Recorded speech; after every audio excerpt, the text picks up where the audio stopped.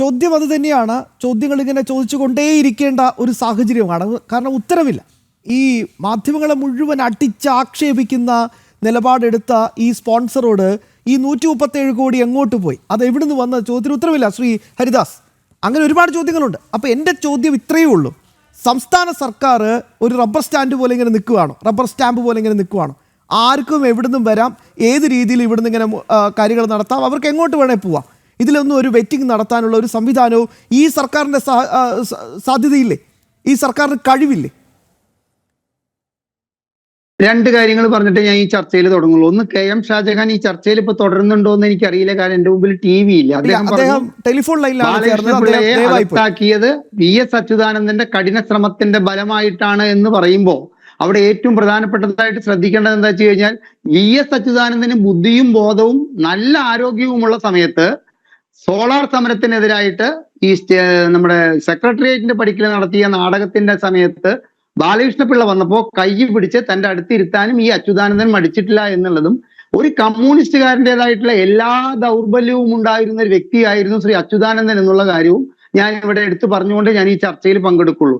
രണ്ടാമത്, ഇതിന് സംസ്ഥാന സർക്കാരിന് എന്ത് നഷ്ടമാണ് ഈ വിഷയത്തിലുള്ളത് എന്നുള്ള ചോദ്യത്തിന് ഉമ്മൻചാണ്ടി എന്ന് പറയുന്ന പാവപ്പെട്ട മനുഷ്യൻ ഈ സോളാർ കേസിനെ കുറിച്ചിട്ട് ചോദിക്കുന്ന മാധ്യമങ്ങളോടൊക്കെ പറഞ്ഞിരുന്ന ഒരു ഒറ്റ മറുപടിയാണ്, ഈ ഇടപാടിൽ സംസ്ഥാന സർക്കാരിന്റെ ഒരു രൂപ പോലും പോയിട്ടില്ല, ഒരു രൂപ പോലും നഷ്ടം വന്നിട്ടില്ല. അവർക്ക് വ്യക്തിപരമായിട്ട് ഈ സോളാർ നടത്താൻ വേണ്ടിയിട്ട്, സോളാറിന്റെ ബിസിനസ് നടത്താൻ വേണ്ടിയിട്ട് അനുമതി കൊടുക്കുക വഴി സംസ്ഥാന സർക്കാരിന്റെ ഖജനാവിന് നഷ്ടം വന്നിട്ടില്ല. ഇത് കേൾക്കാൻ തയ്യാറായവരാണോ ഈ ഇടതുപക്ഷ ജനാധിപത്യ മുന്നണി സർക്കാർ? ഒന്നാം ഇടതുപക്ഷ ജനാധിപത്യ മുന്നണി സർക്കാർ അധികാരത്തിൽ കയറിയത് ഈ ഒരു വിഷയത്തിൽ തൂങ്ങിയിട്ടാണെന്നുള്ള കാര്യം നമുക്ക് എല്ലാവർക്കും അറിയാം. രണ്ടാം ഇടതുപക്ഷ മുന്നണി സർക്കാരിന്റെ തിരഞ്ഞെടുപ്പ് കാലത്തും ഇതൊരു വിഷയമാക്കിയിരുന്നു. അപ്പോ ഈ സർക്കാരിന് ഈ വിഷയത്തില് ഈ ആന്റോ അഗസ്റ്റിൻ എന്ന് പറയുന്ന ഒരു വ്യക്തിയെ മുന്നിൽ നിർത്തിയ കളിക്ക് എന്താണ് സംസ്ഥാന സർക്കാരിന് നഷ്ടം വന്നത് എന്നുള്ള ചോദ്യത്തിന് മറുപടി പറയേണ്ട ആവശ്യമില്ല. അതൊക്കെ നമ്മൾ പറയില്ലേ, അകത്തെ ഡീലുകളാണ്. ഇതൊരു വലിയ ഡീലാണ്. അത് നമ്മൾ ആദ്യം തന്നെ മനസ്സിലാക്കുക.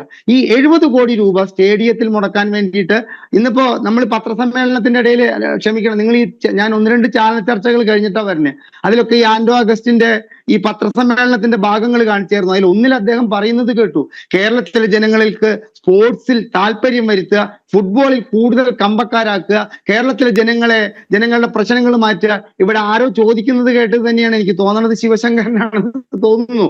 ഈ മെസ്സി വന്നതുകൊണ്ട് ഈ കേരളം മെസ്സായി കിടക്കുന്ന ഈ ഭരണത്തിന്റെ പ്രശ്നത്തില് എന്തെങ്കിലും ഒരു പരിഹാരമാകുമോ?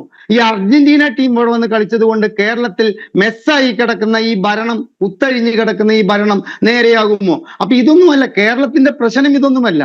അങ്ങനെ ഇരിക്കെ ഈ മെസ്സിയെ കൊണ്ടുവരാൻ വേണ്ടിയിട്ട് ഈ പറയുന്ന വ്യക്തിക്ക് ഒരു അധികാരം നൽകാനും അതിനെ തുടർന്നിട്ട് പൊതുമുതലായ ഈ സ്റ്റേഡിയത്തിന്റെ നവീകരണത്തിന് അധികാരം കൊടുക്കാനും ഈ വ്യക്തിയെ മുൻനിർത്തിയിട്ട് എന്തുകൊണ്ട് സംസ്ഥാന സർക്കാർ കളിച്ചു എന്ന് ചോദിച്ചു കഴിഞ്ഞാൽ, ഇതിൽ സാമ്പത്തികമായിട്ടുള്ള ചില ഡീലുകൾ നമ്മൾ കാണാത്ത ഇരുട്ടിന്റെ മറവിൽ നടന്നിട്ടുണ്ട് എന്ന് തന്നെ വേണം കരുതാൻ. കാരണം ഈ സ്പോൺസർഷിപ്പിങ്, ഉണ്ണികൃഷ്ണൻ പോറ്റിയുടെ കാര്യം ഇവിടെ പലരും പരാമർശിച്ചു. നമ്മൾ ശബരിമലയുടെ കാര്യത്തിലേക്ക് കടക്കുന്നില്ല. അതുപോലെ തന്നെ ഇവന്റ് മാനേജ്മെന്റുകളെ കാര്യങ്ങൾ മുഴുവൻ ഏൽപ്പിക്കുക, അതിന് കരാറ് കൊടുക്കുക, മുഖ്യമന്ത്രിയുടെ സാമൂഹ്യ മാധ്യമങ്ങള് കൈകാര്യം ചെയ്യാൻ വേണ്ടിയിട്ട് 80 കോടി രൂപയ്ക്ക് കൊടുക്കുക. അപ്പൊ ഇതൊക്കെ ഈ സംസ്ഥാന സർക്കാരിന്റെ, നിലവിലെ സംസ്ഥാന സർക്കാരിന്റെ ദൗർബല്യങ്ങളാണ് എന്നിരിക്കെ ഈ ഒരു കാര്യത്തിലും എന്തോ നമുക്ക് കാണാത്ത അന്തർലീനമായിട്ടുള്ള ഒരു ഇടപാട് നടന്നിട്ടുണ്ട്. ഇതൊരു സ്കാമാണ്, അതിൽ യാതൊരു സംശയമില്ല.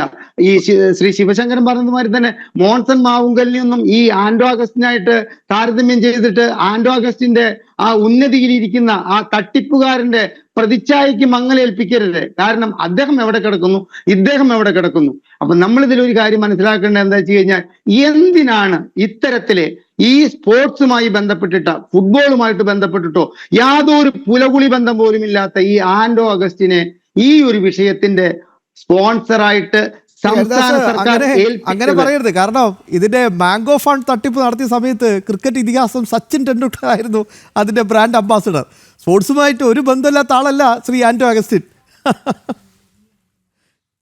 അതിപ്പോ കടലും കടലാടിയും തമ്മിലുള്ള ബന്ധം മാതിരിയൊക്കെ നമുക്ക് ഇത്തരത്തിലുള്ള തമാശക്കുള്ള ചോദ്യങ്ങൾ ചോദിക്കാമെന്നല്ലാതെ ഇന്നലെ മിനിഞ്ഞാന്നൊക്കെ അദ്ദേഹം നടത്തുന്ന പത്രസമ്മേളനം കണ്ടിട്ട് ചിരിക്കാത്തവരാണ് ഈ ആരാനുള്ളത്. എനിക്ക് യാതൊരുവിധ ദുരുദ്ദേശങ്ങളുമില്ല. കേരളത്തിനെ ഉദ്ധരിക്കുക, കേരളത്തിലെ ജനങ്ങളെ സ്പോർട്സിൽ തൽപരരാക്കുക. ആരോട് അതൊക്കെ ഈ പറയണത്? ഞാൻ നേരത്തെ പറഞ്ഞത് വീണ്ടും ആവർത്തിക്കുകയാണ്, ജനത്തിന്റെ പ്രേക്ഷകർ ദയവ് ചെയ്തിട്ട്. മെസ്സായി കിടക്കുന്ന ഒരു ഭരണം. ഇവിടെ നേരത്തെ ഞാൻ പങ്കെടുത്ത ചർച്ചയിൽ ശ്രീജിത്ത് പണിക്കർ എന്ന് പറയുന്ന കേരളം അങ്ങേയറ്റം ചെവി കൊടുക്കുന്ന ഒരു നിരീക്ഷകൻ പറയുകയുണ്ടായി, ഈ സ്പോർട്സ് വകുപ്പ് കൈകാര്യം ചെയ്യാൻ ഈ അബ്ദുൾ റഹ്മാൻ എന്ന് പറയുന്ന വ്യക്തി അങ്ങേയറ്റം വീക്കാണെന്ന്. ഞാൻ അദ്ദേഹത്തോട് ചോദിക്കാനുള്ള സമയം എനിക്ക് കിട്ടിയില്ല. ഈ 21 മന്ത്രിമാരും അവരവർ കൈകാര്യം ചെയ്യുന്ന വകുപ്പുകൾ കൈകാര്യം ചെയ്യാൻ യോഗ്യരല്ല എന്ന് തെളിയിച്ചിട്ട് നാളുകൾ എത്ര നാളായി? ആരോഗ്യ വകുപ്പ് മന്ത്രിയുടെ കാര്യം എടുത്തു കഴിഞ്ഞാൽ, ദേവസ്വം വകുപ്പ് മന്ത്രിയുടെ കാര്യം എടുത്തു കഴിഞ്ഞാൽ ഉദാഹരണങ്ങൾ പലതും നിരത്താനുണ്ട്. എന്റെ ഭരണത്തിന് കീഴിൽ ഭരണത്തെ ചൂഷണം ചെയ്യാൻ വേണ്ടി കുറെ അവതാരങ്ങൾ പ്രത്യക്ഷപ്പെടും, അവരെ നിങ്ങൾ സൂക്ഷിക്കണമെന്ന് 2016 മെയ് 21 പറഞ്ഞ ഒരു വ്യക്തി കേരളത്തിന്റെ മുഖ്യമന്ത്രിയായിരിക്കുമ്പോ അവതാരങ്ങൾ കേരളത്തിന്റെ പൊതുമുതലിൽ പോലും കൈവച്ചുകൊണ്ട് ഇത്തരത്തിലുള്ള പണസമ്പാദനം നടത്തുന്നത് അറിയാതെ പോവുകയാണോ സർക്കാർ? അതോ അതിന് കൊട പിടിച്ചു കൊടുക്കുകയാണോ സർക്കാർ ചെയ്യുന്നത്?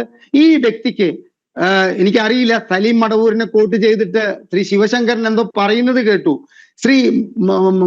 സലീം മടവൂർ, താങ്കൾ ഒരു കാര്യം മനസ്സിലാക്കുക, കുറ്റപത്രം സമർപ്പിക്കപ്പെട്ട 23 കേസുകളിൽ 2ാം പ്രതിസ്ഥാനത്ത് നിൽക്കുന്ന ഒരു വ്യക്തിക്ക് ഈ സ്റ്റേഡിയത്തിൽ മെസ്സിയല്ല ആരാവട്ടെ, ഇപ്പൊ IM വിജയൻ കളിക്കുന്ന കളിയുടെ പോലും സ്പോൺസർഷിപ്പ് ഏറ്റെടുക്കാനും അത് കൊടുക്കാനുമുള്ള അവകാശം ഈ സംസ്ഥാന സർക്കാരിന് എങ്ങനെ സാധിച്ചു? കേരളത്തിലെ ജനങ്ങളുടെ കണ്ണിൽ പൊടിയിട്ടിട്ട് ഇയാൾക്ക് എന്ത് അവകാശമാണുള്ളത്?